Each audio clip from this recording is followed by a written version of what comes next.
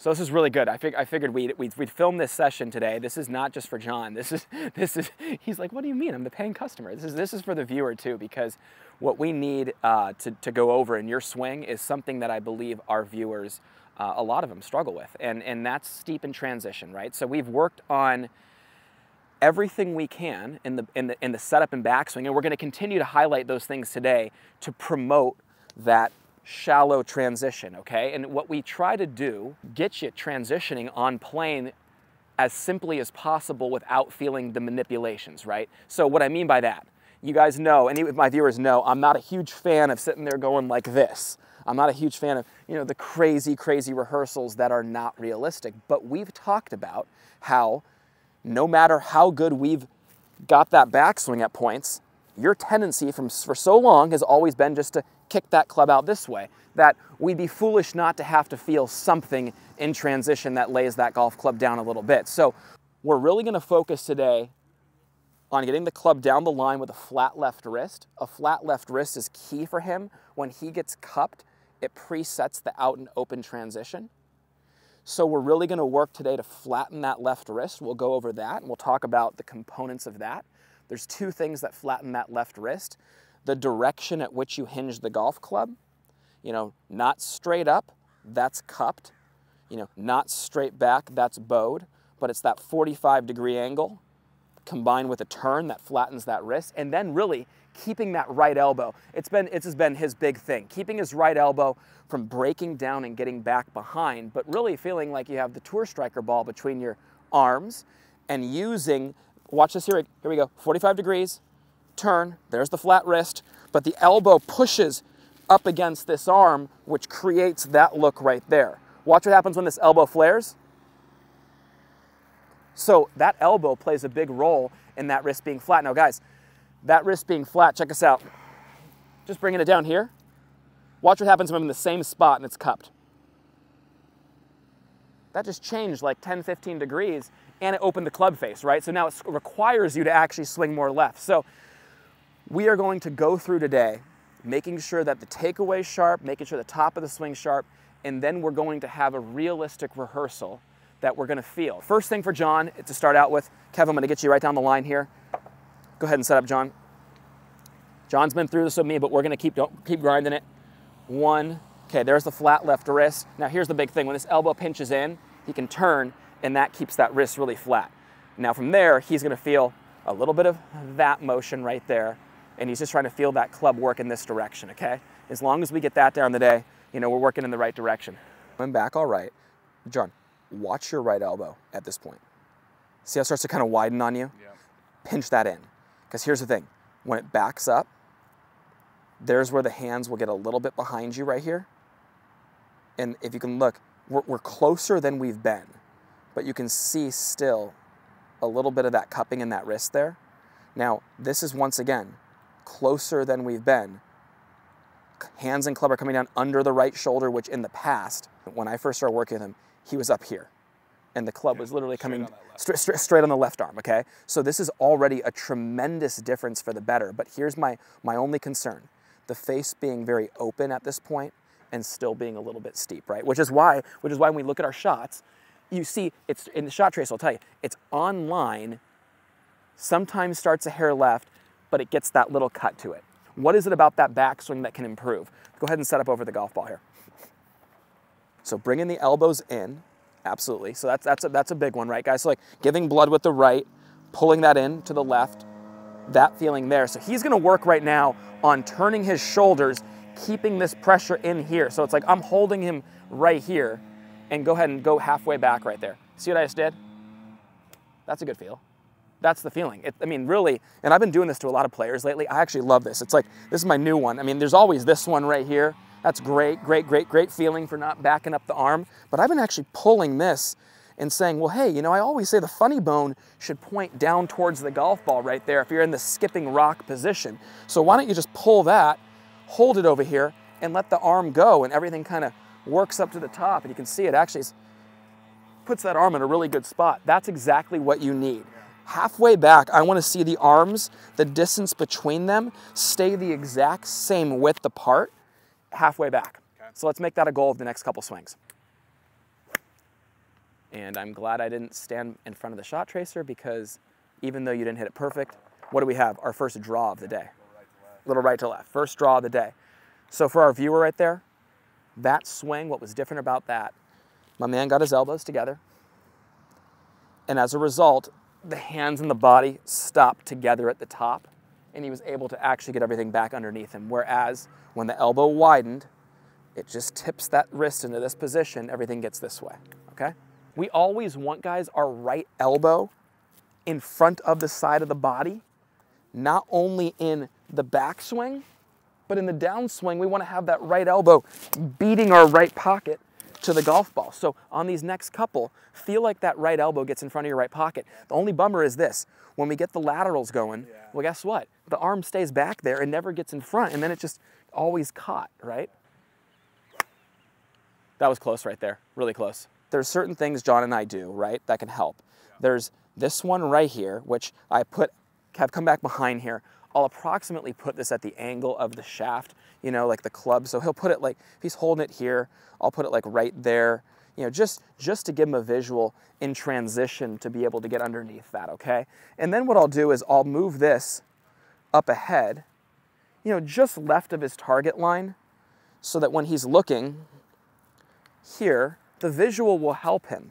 You know, he'll be right here, and not only is he going to say, okay, well, I want to miss this, but I want to start the ball out right of that, okay? And you can see it gets it on plane. So this is a great way for him to really work his golf swing. Elbows together, that's all I care about for starters. And then try to feel like the hands pull right back down past your body on the right, past the right side. There we go. Ball started out more right there. It's more shallow, see that one? So what we'll do is we'll let him hit like 3 of these. And what I like to do with my players is I'll let him hit 3 without bugging them, and then see if they've made a little change. And then what I'll do is I'll film it and then compare it to the previous one, see if we can see a little bit of a difference in the transition. Oh gosh, that was so much better. Wow. Man, John, I'm loving this. Yeah. So once again, guys, for the viewer, while you switch clubs, I'm gonna walk him through this. Kev, come back in here. I'm lining this up approximately with the angle of the shaft. I'm putting it just in front of the golf ball, right? So if you look at it, it's not in a position to where he's gonna, you know, he's gonna hit it easily if he just comes right down. He doesn't have to work too hard to stay under it, but it's enough to where if he did get steep and go over, he would clip it. So I like to put these a lot of times in a place where it's just enough to scare somebody, not enough to really, really hurt them. You know, I'm not gonna put it like right here and then, you know, I don't want that. I want it just to be a little bit in front of the golf ball at the angle of the shaft, and in a position that just forces the hands to come back down to the same spot they started. The next one right here is the alignment rod out in front. This is great because when he looks to the side, he can get that visual of starting the ball out right and not left of that line. So you have a couple things there that are helpful. So when he plays today, what I'm hoping for is when he goes through his pre-shot routine, I want you to pick a spot out there. And sometimes that spot doesn't even have to be in line with your target. It can be just left of it. And you can say what?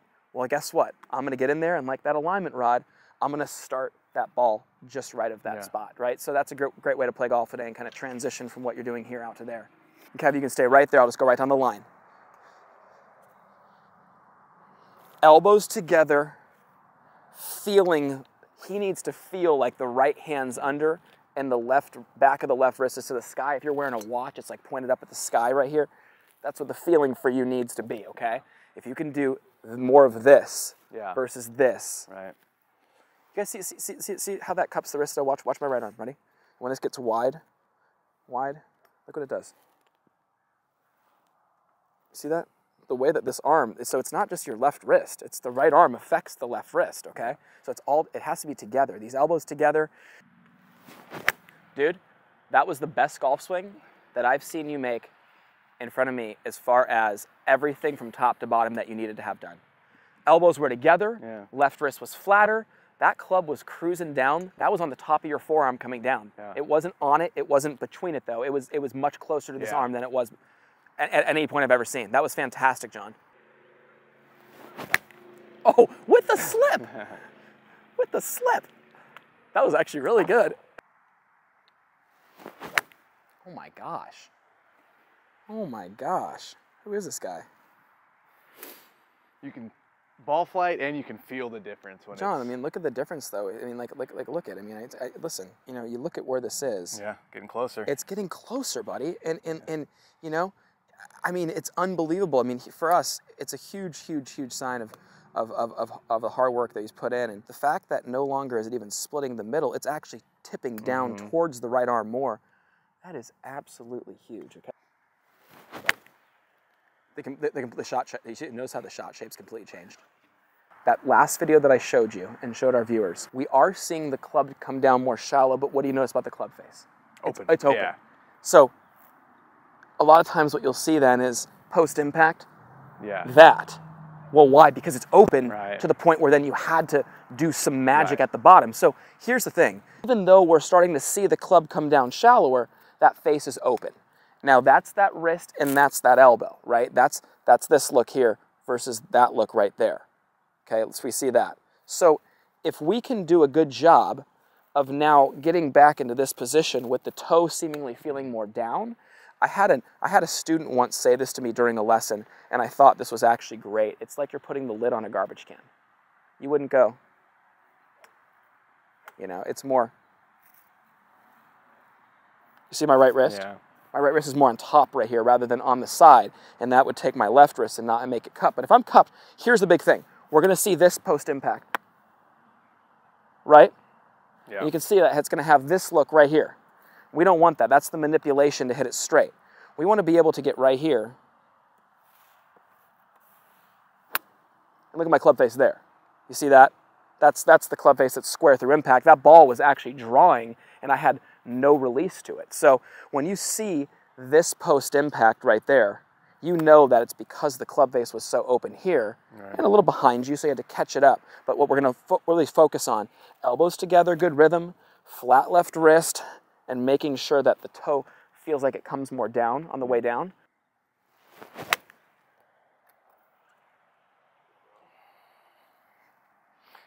Creeping back to the left, we'll take it. It's so easy to go shallower, Yeah. but then let it be like this. Right. The face is wide open. That's why that wrist and that elbow are so important, because, you know, we're trying to not manipulate things, right? Yeah. We don't want to feel like we have to go like this. Right. But the reality is, from this position right here, we would have to do something drastic.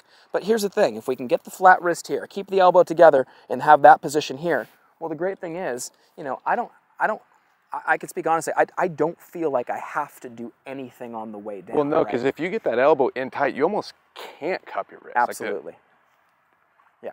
And you know what's crazy? Like, you know, it's so funny that we're working on not cupping your wrist, because I'm going to have Mason Green from UCLA step in here in a little bit. And go ahead and keep swinging here, keep filming. I'm going to get a video of this guy real quick to show everybody this. And watch this. This is what he's showing up with today. We're going to be working a little bit. The viewer's going to, but watch what his do at the top. Look at that. Yeah. See, you need to feel that. And when you look at this, look at the weight. Like, this one's this way, that one's this way, right? Yeah. And you can see that as a result, look how the club will fall that way. Yeah. So watch this. Watch how the club's going to fall that way, and see how he gets it in there. And that's, look how that club stays behind his hands. That's like that visual for you is great. And what's funny is, you know what I'm going to do to him? I'm going to show him your swing. and be like, hey, can we get more of this? Seriously, it's so funny how that works. I'm sorry you have to look at that. Hey, just need you to do more what Johnny does. You know what's funny though? Guess what he's trying to do? He's trying to hit little butter cuts over there. Yeah. You know what we're trying to do? Hit little butter draws. You know, it's just so funny how that works. Just to neutralize the boys and bring them back here. Bring them in here. Okay. Is that trying to tip left? It's trying. It might. It did. It did. Even got a little ground draw. landed. A guy who has the cupped wrist is going to fight a little bit of steep, a little bit of open, a little bit of cross it. A guy with the more bowed wrist typically will fight a little underneath, and, you know, typically some lefts as well. Okay? Because why? One shuts the face, one opens the face. Right. One requires the golfer to swing left, one requires him to swing more outright. With that being said, I think today we have a great, at least, base to continue to work off of. We talked about flattening the left wrist, elbows together to keep the left wrist flat, to feel like you're holding that pizza at the top here. you know, feeling like the club tips a little bit this way, not a big manipulation, but at least a little sensation of that in the skipping the rock feeling. Yeah. We're back now to just making sure, to me, rhythm is good, elbows together. If you do those two things, it seems that you do a much better job up here. Right. And then you just put up a little drill like this and have them hit enough golf balls like that with with a drill like this. Yeah. And guess what?